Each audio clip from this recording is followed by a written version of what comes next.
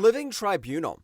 The Living Tribunal is Marvel's multiversal referee, judge, jury, and cosmic HR department rolled into one glowing three-faced powerhouse. Singular across all realities, meaning there's just one of him for everything. He multitasks like a pro, manifesting avatars across infinite planes to keep the cosmic books balanced, and the nonsense in check. His power is basically a cheat code. The Tribunal can blink away universes, bend multiversal physics like Plato, and once dismissed the full might of the Infinity Gems as a bit much.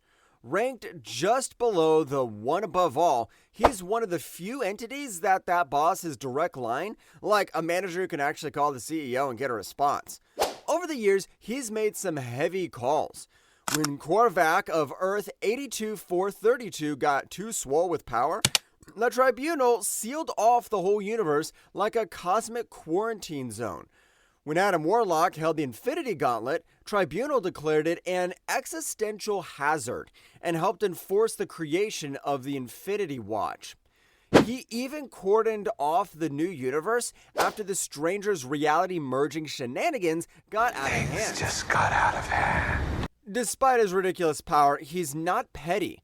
He's the ultimate neutral party, doling out justice without bias, whether it's banishing demons like Zom or presiding over wild trials, including She-Hulk vs. Star Fox. Even when the Beyonders managed to kill him, leaving his corpse on the moon like a cosmic murder mystery, his return was inevitable. Because when the multiverse needs a cosmic referee, the Tribunal must be in session. Mallebolgia. Mallebolgia is what happens when he makes infernal power, necroplasm, and 70,000 years of micromanagement. As the top dog of the 8th sphere of hell, just under Satan, but with more creative flair, he basically ran damnation like a corporate empire, from soul acquisition to hellspawn R&D. He's stacked with every hellish power in the book. Energy blasts that melt reality, regeneration so fast that decapitation is more of a coffee break, and strength that lets him toss Spawn around like a wet sock.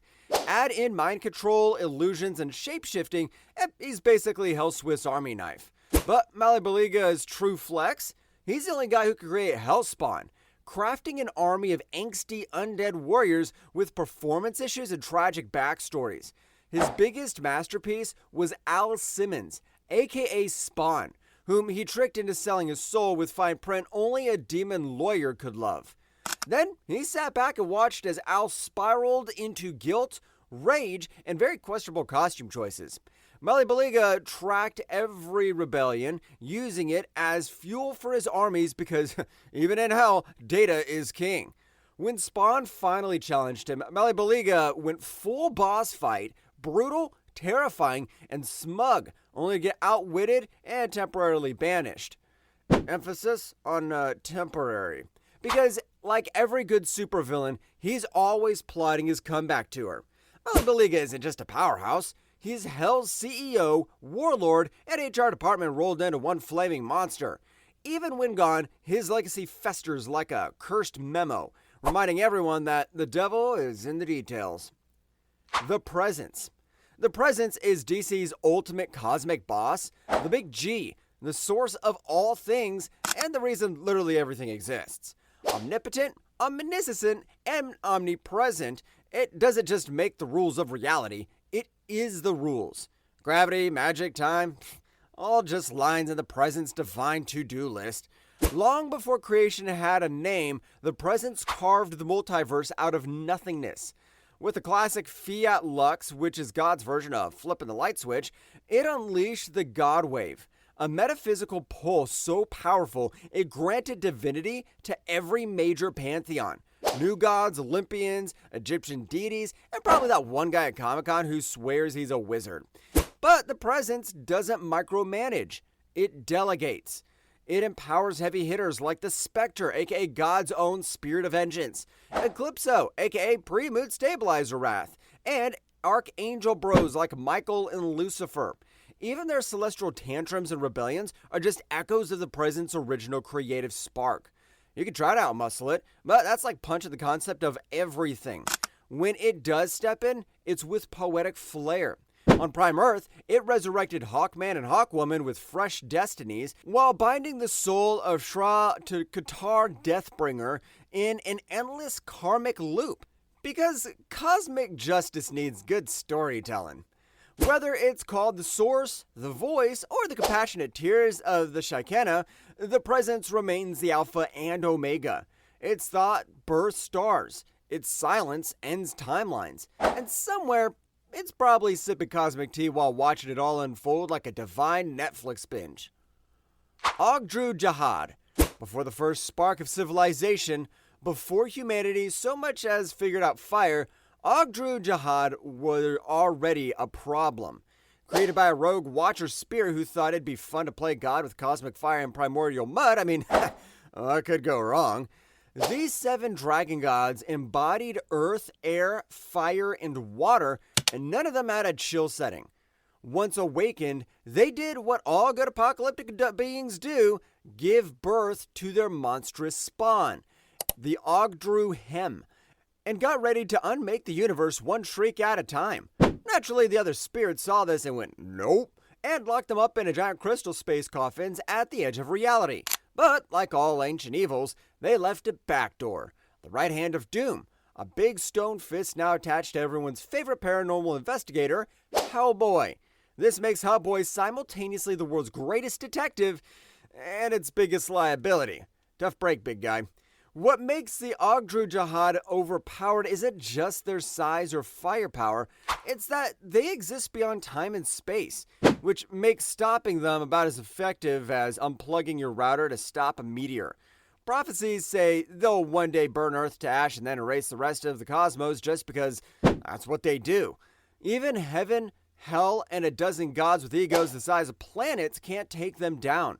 At best, they can buy time.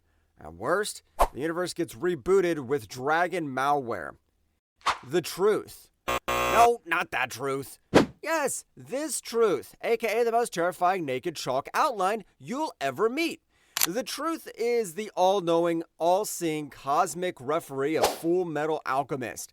This cryptic smirking entity resides within the gate of truth and shows up wherever someone tries to break the ultimate rule of alchemy. Don't play God with human lives.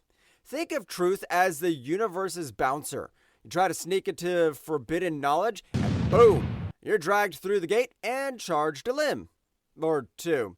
When Edward Elric attempts human transmutation, truth takes his leg, then his arm. For Izumi Curtis, it's her internal organs. And Roy Mustang, he gets hit with the worst price tag of all, blindness. Because even military hotshots don't give freebies. It doesn't matter how strong you are, how many philosopher's stones you bring, truth enforces equivalent exchange like an IRS agent with divine authority. And the final showdown, truth mocks the megalomaniac father and casually flings him into eternal nothingness for trying to become a god.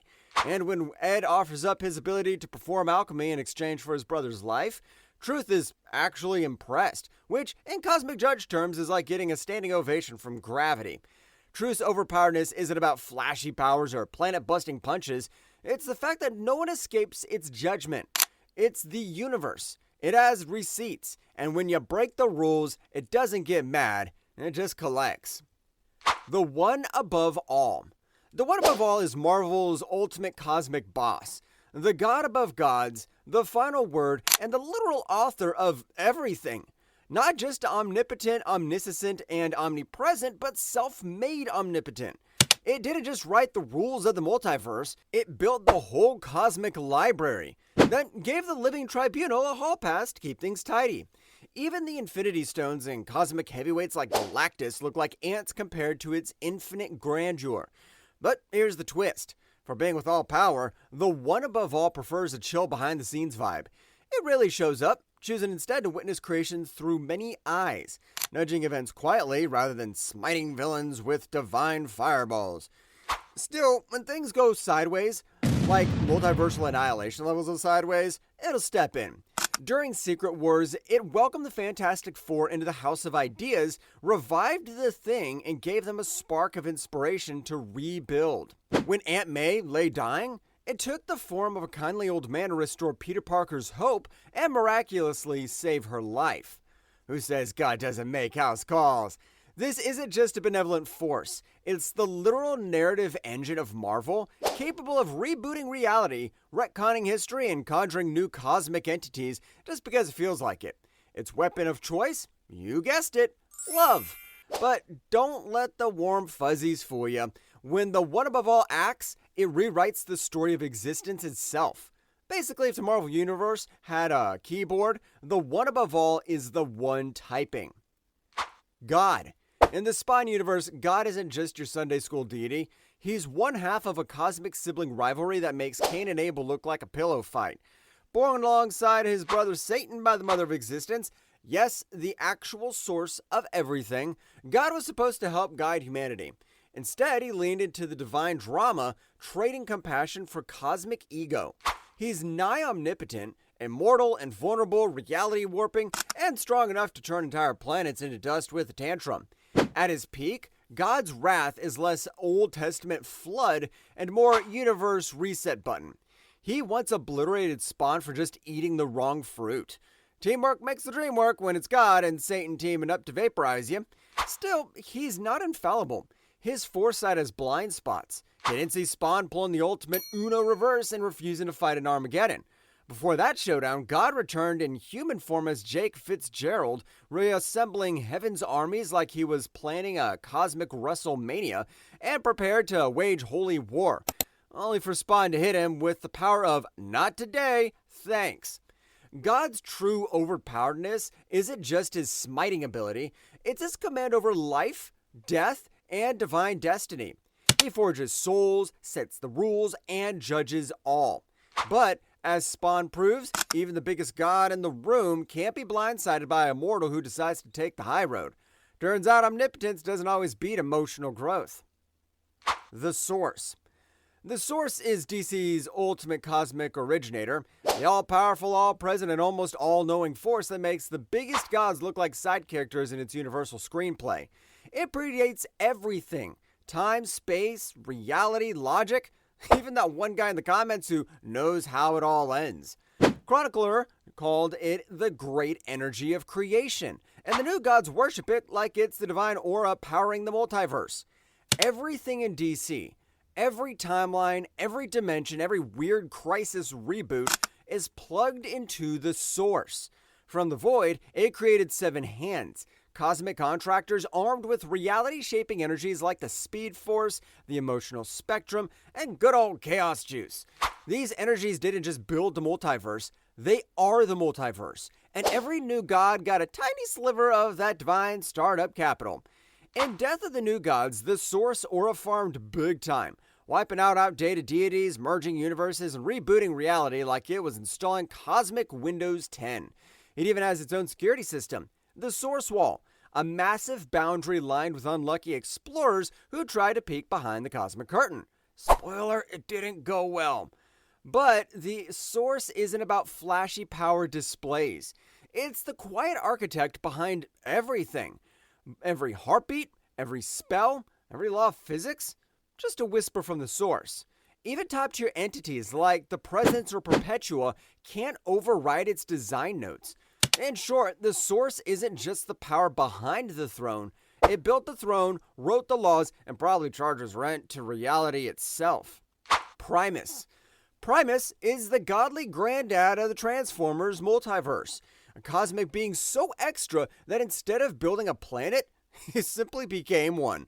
Born as the embodiment of good to counterbalance the literal planet-sized evil twin Unicron, Primus did what any benevolent deity with a flair of drama would do. He yeeted his consciousness into a lifeless rocket, turned it into Cybertron. Yes, the Transformers' homeworld, that's him. You're literally standing on God. Deep within Cybertron's core lies Vector Sigma, Primus's hardwired divine Wi-Fi router, which hands out superpowers and wisdom like candy to deserving bots. Through this, he created the 13 Primes, basically the Cybertronian Avengers, but with more lore and shiny armor. He also tucked part of his soul into the matrix of leadership, because what's a god without a glowing artifact that makes heroes glow up? Though he can transform into a massive mech the size of a small moon, Primus prefers to stay in planet mode, because multitasking across infinite realities is easier when you're not stuck in robot traffic. His power isn't just raw cosmic energy, but in being the literal source code of all Cybertronian life. If you're a Transformer, your soul came from his spark, and your destiny might just involve saving the multiverse on his behalf. Primus is omnipotent, omnipresent, and occasionally omnidramatic, and in the endless cosmic war of mechs and monsters, he's the divine engine that keeps everything from going full Unicron. The One Below All. The One Below All is Marvel's ultimate cosmic hate bomb, a shadowy, Lovecraftian opposite to the One Above All. While its radiant counterpart whispers life into existence with love and light, the One Below All grumbles at the bottom of the pit, muttering, "Destroy everything," on repeat. It resides in the below place, the deepest corner of hell, and is less a personality and more an ancient tantrum with infinite power. It doesn't think, it just hates. For some reason. Existing before any multiverse iteration, it represents the raw urge to tear down everything, so something new might one day rise. But unlike most villains, it doesn't kick down the cosmic door directly. No, it works through gamma-powered puppets, because gamma radiation apparently is the Wi-Fi signal of malevolent gods. Its most infamous puppet? The Hulk. When the One Below All hijacked Bruce Banner, things got very apocalyptic, very fast. With Hulk as its vessel, it wiped out Franklin Richards, Galactus, Mr. Immortal, the usual lightweights, and over countless eons evolved into the Breaker of Worlds. The twisted Galactus knockoff didn't just eat planets, it swallowed hope itself, slowly turning the eighth cosmos into a haunted wasteland. Its weapon is hate, and trust us, it's not shy about using it. Every gamma-mutated being becomes a potential speakerphone for its cosmic rage. While it's technically part of the One Above All cycle of destruction and rebirth, make no mistake, its endgame is a multiverse where nothing lives, breathes, or smiles. Just an empty void with really bad vibes. Satan. Yes, that's Satan. But with more plot twists, is the twin brother of God in the Spawn universe, because apparently divine drama works best in sibling format. Reincarnated as the innocent-seeming Katie Fitzgerald, he later reawakened his true identity, divine powers, and promptly sent every demon lord scrambling like interns before a board meeting. Even Mallebolgia bows to him, which is saying something for a guy made of necroplasm and spite. Once back in charge, Satan wasted no time getting Hell's affairs in order, by which we mean he assembled an army of Hellspawn from every era, programming them like doomsday Roombas and sent them to wipe out humanity. Spawn had to summon the Earth itself to swallow them whole. Dramatic much? In Spawn 262, Satan even manhandled Spawn like a WWE heel, slamming him into solid rock and nearly snuffing out his soul. Spawn barely escaped with a lucky counterpunch that lopped off one of Satan's fingers. I guess even cosmic tyrants have bad days. His greatest fear? Teaming up with God. Yes, his brother, as we said earlier, to unleash their armies in an Armageddon double feature. And even that wasn't enough to stop Spawn. Now juiced with divine cheat codes from the mother of existence, Satan's overpowered status isn't just about raw strength or immortal swagger. He's the ultimate infernal tactician, immortal, invulnerable, and capable of commanding legions with a thought. Whether ruling hell or wrecking heaven's plans, he proves that evil twins really do get all the best lines. And armies. Perpetua. Perpetua is what happens when you give a cosmic architect a god complex and let her keep the blueprints. One of the original hands of the source, she was supposed to build a nice balanced multiverse then clock out. Instead she said nah, hijacked crisis energy and made a reality shaped by her own chaos-loving aesthetic. Balance? Pfft, please. Perpetua doesn't do symmetry, she does dominion. She forged 3 realms, positive matter, antimatter, and dark matter, and popped out 3 terrifying suns, the Monitor, the Anti-Monitor, and the World Forger. Talk about a dysfunctional divine family.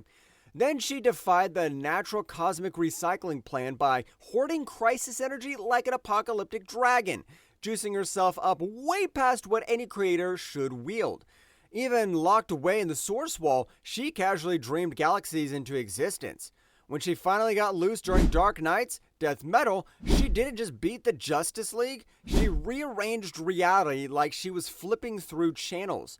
Batman, Superman, she turned their entire cosmic playbook into a paperweight. Perpetua's real flex isn't punching planets, it's narrative control. She doesn't just cause crisis, she is the crisis. Lex Luthor, Paw. Anti-Monitor's Rampage, her bedtime story. The entire Omniverse, her unfinished art project. Her downfall, the Source got tired of her drama and slammed the door again. But she's still out there, whispering into the multiverse, basically like a cosmic Karen demanding to speak to the manager of reality. Perpetua doesn't break the rules, she wrote them, then lit them on fire for fun. Zeno. Zeno, the Omni King, is the living proof that appearances can be wildly deceiving. Introduced in Dragon Ball Super Chapter 13, this tiny toddler-shaped god might look like a plush toy with a crown, but he casually commands the power to erase entire universes like he's deleting files off a hard drive, and with just as much emotion. Zeno's signature move? The ultra-deadly Erase. No effort, no drama ability that wipes out beings, worlds, and entire timelines on a whim. When Universe 6 broke a rule during its tournament, Zeno didn't yell or threaten, he just waved. And poof, an entire universe gone. And during the Tournament of Power, he, and his equally dangerous future self, dusted multiple universes mid-tournament like it was a boring Tuesday. Universes 9, 10, 2, 6, 4, and 3, gone with a cheerful bye-bye. Zeno is immortal, untouchable, and operates on a level so high that even Beerus, Whis, and the Kais treat him like a nuclear weapon with a sugar high. He's beyond judgment, beyond balance, he is the balance. Even when future Trunks' entire timeline was obliterated, Zeno simply floated above the wreckage, unfazed, as if the end of all things was just mildly inconvenient. Yet he's not malicious, he's just Zeno. Curious, childlike, and prone to triggering multiversal death tournaments because he's bored. His overpoweredness doesn't come from flashy fights, it comes from the chilling fact that he never needs to fight. He just decides, waves, and deletes. In the Dragon Ball multiverse, Zeno isn't playing God, he's already won the game. Death. Death in Earth 616 isn't your average Grim Reaper. She's a cosmic heavyweight and the literal embodiment of morality. Born at the dawn of the seventh cosmos alongside eternity and infinity, Death isn't some villain with a scythe. She's the concept of dying. You don't cheat her, you just delay the appointment. She shows up in many forms, sometimes a robed skeleton, sometimes a drop-dead gorgeous woman, pun aggressively intended, but the message is always the same. Your time is up. As an abstract entity, Death is beyond time, beyond life, and absolutely beyond being messed with. Erasing her would erase the entire idea of dying. And while that sounds like a party, it would also break reality faster than Deadpool breaks the fourth wall. Death commands the power cosmic like it's her birthright.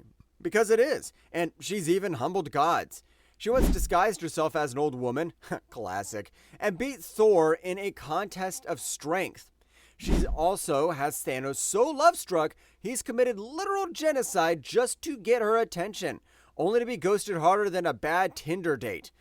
During Infinity War, she abducts Thanos' soul just to remind him who's boss. Her overpoweredness? She's the one cosmic constant. Everyone, from street-level vigilantes to multiversal gods, will meet her. She's Marvel's ultimate equalizer, the final boss with infinite patience. And whether she's cloaked in shadow or wearing heels, Death always gets the last word. Man of miracles, mother of existence. Cosmic therapist, divine parent, and creator of literally everything, including the poor decisions of her twin children, God and Satan. At the top of the Spawn hierarchy sits his shape-shifting, all-knowing, all-powerful being who made the universe out of nothing, and then watched her kids nearly burn it all down like a divine soap opera. Depending on who's looking, she might appear as Jesus, Gaia, Kali, or even a glowing anime protagonist. Yes, really. Her form shifts based on what the viewer finds comforting and appropriately mythic. She's not here to impress with laser eyes or cape physics. Just to remind you, she can blink entire galaxies into or out of existence. While her sons were busy turning heaven and hell into cosmic WWE, she decided to embrace the hands-off parenting style, letting humanity figure things out and, in the process, invent love, creativity, and, unfortunately, war. But when the final apocalypse loomed, she finally stepped in, not with thunderbolts, but as the Man of Miracles, casually handing Spawn the cheat codes to stop the universe from folding in on itself. Her powers? Let's just say she makes omnipotence look effortless. Immortal, indestructible, omniscient, and omnipresent, she sees everything, knows everything, and could smite everything, but usually chooses not to. The Man of Miracles isn't about dramatic power displays. She's the quiet, cosmic part that speaks volumes. The one being who doesn't need to shout to remind you she's in charge. She wrote the rules. That's it for this one. If you liked the video, hit that like button, subscribe for more, and ring the bell so you never miss a drop. Want more comic breakdowns? Check out this video right here. Cheers, and see you in the next one.